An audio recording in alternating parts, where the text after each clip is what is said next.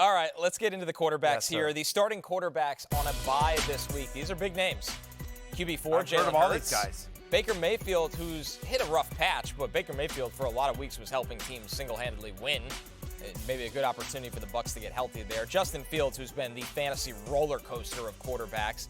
He's still a top 20 quarterback despite some awful weeks.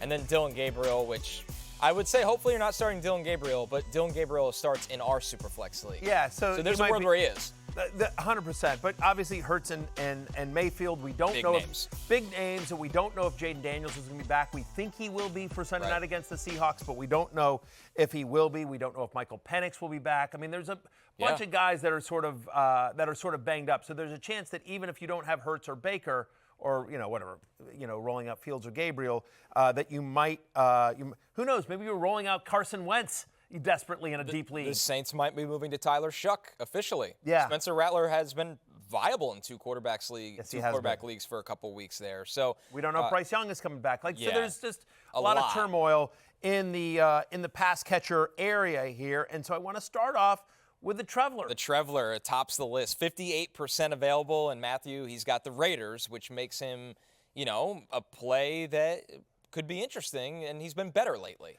Oh, look, before the bye. Trevor Lawrence has been up or down from an NFL perspective, similar to Justin Fields, but fantasy-wise, he's actually been pretty good. Over the last 3 games, he's the 10th best quarterback in fantasy football on a points-per-game basis. He's averaging 21 fantasy points per game, and so this is somebody who, by the way, is throwing a lot. 37 pass attempts per game this season. That's tied for the 3rd most. Duval throwing quite a bit, I should say. Same thing. Right. Honestly, or quite a bitch. Whatever. You could power through, but I respect that you stopped yourself. No, you know what? We have time today. Look, the regulars know. What am I going to do? Try to BS them? No. I mistakenly said bitch. I meant to say quite a bit. But I just want to own it, and I'm not going to ignore it, Connor. No. Here it is. It's stopped. It can't be clipped and used against you. That's right. That's 100% right. At least, allow me to beat everyone to the punch. Yeah. So I said that. And honestly, if you think about the Raiders' defense, they're kind of a bitch this year. I mean, to be honest, everyone's made them their bitch. If you're a fan of them, yes. 4 of the last 6 quarterbacks to face the Raiders have scored at least 17 fantasy points. So Trevor Lawrence, I think, is. Again, if he's available in your league, and he probably is because it was a tough game prior to the bye, and then you've got 6 teams on a bye.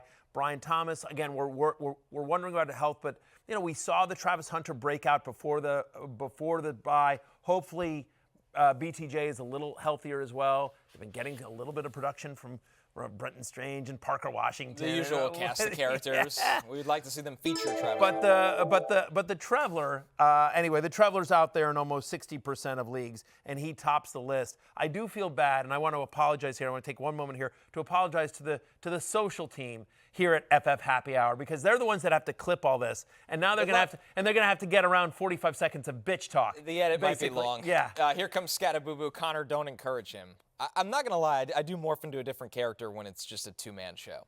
Yeah. We have more time. Yes. I feel like, I don't have to toss the other person. Yeah. We can kind of stick on the really bad jokes and bits. Right. So, well, this is, and it's interesting because I think that our normal, what we'll have tomorrow, we're going to have me, you, and Jay tomorrow for a backup producer Pete show. Sure. But I feel like all the other shows you do, of which there are many, they are all 2-man jobs. Typically, yeah. Right? Yeah, this is the one where I have to kind of wrangle the zoo animals. Right. So, Badlands and Exchange, right? The PF, with Trevor. With Trevor and Mets Sims. Pod. And Sims and the Mets pod, they're all you and somebody else. Right. Yeah, this is my true babysitting job.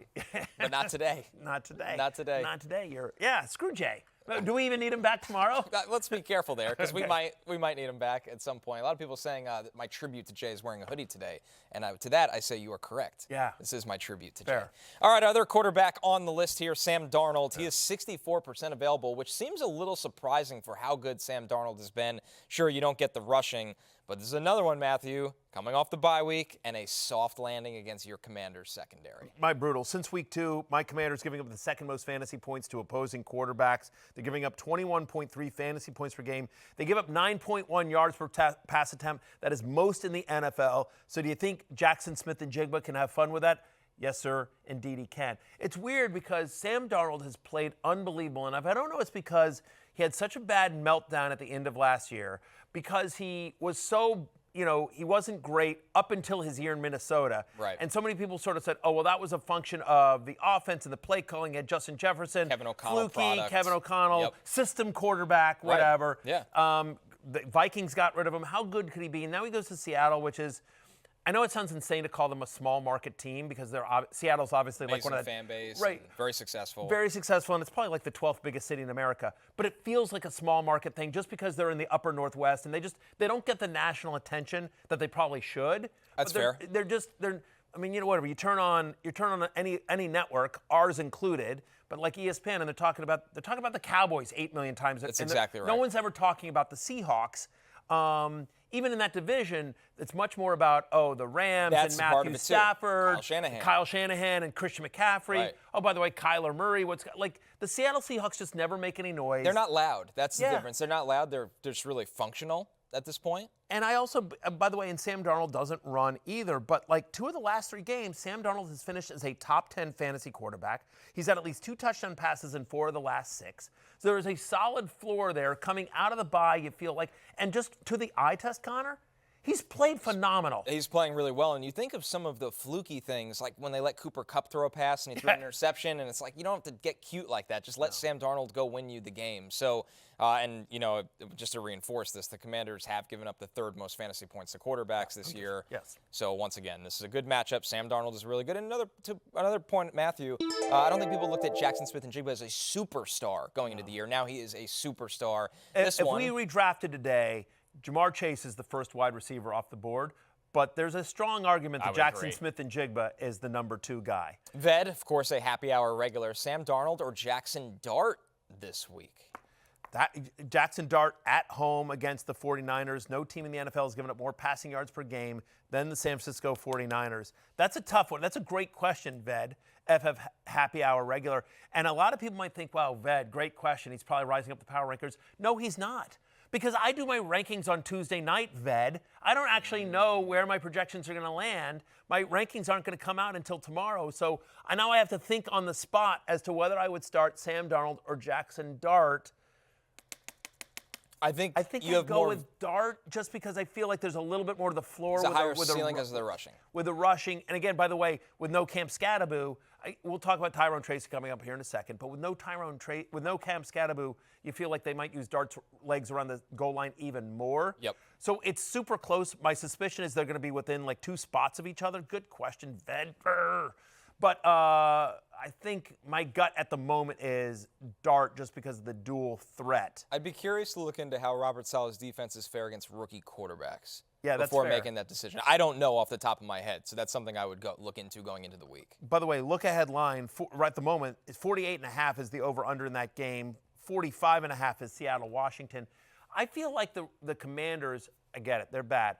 But the Commanders, at least, and we'll get into this next segment, but the Commanders showed some fight for the first half of the Absolutely. Like they were in it. They punched above their weight in the first half. They're going to be 3-5. It's going to be Sunday Night Football, prime time. They're at home. Seattle traveling all the way across. Again, Seattle probably wins this game, but season is on the line for the Commanders. So while, again, I think Sam Darnold's a viable pickup, I think he's going to be a easy top 15 play. He's very much a good bye week fill-in. I could see Dart having the better fantasy day. I could see Ken Walker going nuts. You know what I mean? Yeah. So again, Ved's making me talk down Sam Darnold after I just talked him up. That's a good question. That's why Ved's in the top 10. Maybe not this week. We'll see. You have my vote, Ved. Number 1. As we know, this week's power rankings, regular power rankings, are going to be heavily influenced by who participates in our Halloween costume. I don't know if you saw the promo yesterday. We're running it back today. Let's so go. Stick around. Okay. You'll want to be here for this one.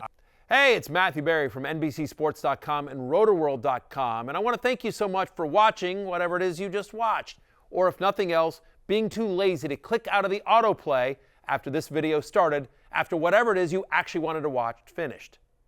But now that you're here, I'd like to take a moment here to ask you respectfully now, okay? I'm asking you respectfully to subscribe to the NFL on NBC YouTube channel. You'll get the latest RotoWorld fantasy news headlines, all sorts of great shows, including my own Fantasy Football Happy Hour. So go subscribe now. Again, I'm asking respectfully.